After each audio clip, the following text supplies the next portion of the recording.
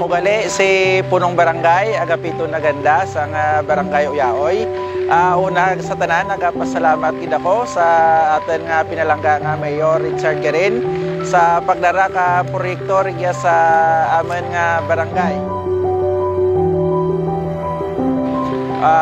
Pinakauna nga mayor nga pabaras kang aman nga karsada, ginaanto salin pa kung madamdaman ko 1986, bag-o lang liwan pabaras riya sa babaw naman nga ragan halin sa San Jose dangat sa Tigmarabo.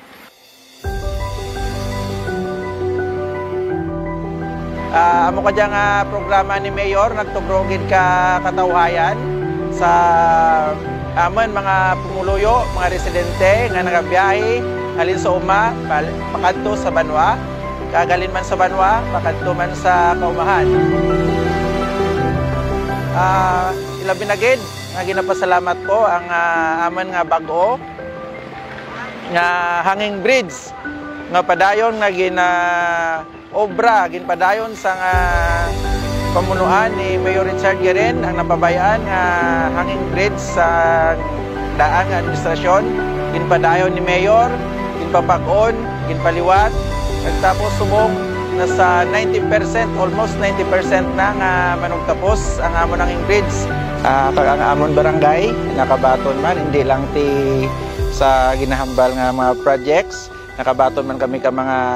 benefits salin sa Doli Tupad. Almost ang mga pumuluyo namon diyan nga para gid ti parangitan-an naka-avail gid haros tanan ka Doli Tupad, AX, may SLP beneficiary man kami, scholars, personal scholars, labi na gid sa mga mga estudyante naman nga sa Isatyo kag sa National High School kag lakip na naton ang projects footwalk namon halin di sa puno ag punta kang barangay end-to-end footwalk halin sa kabubut-en kag anang projects para sa amon dia sa barangay. In behalf ka mga pumuluyo kang barangay Uyaoy, Mayor, nagpasalamat din kami kanimo sa imong kabubut-en, sa imong dedikasyon sa pagbulig sa pagpauswag hindi lang sa amon nga barangay kundi sa tanan nga kabarangayan nga nasakupan kang Banwa kang Miagaw. Padayon lang ang progreso rigya sa amon barangay, nagpadayon man ang progreso sa atin nga banwang pinalangga.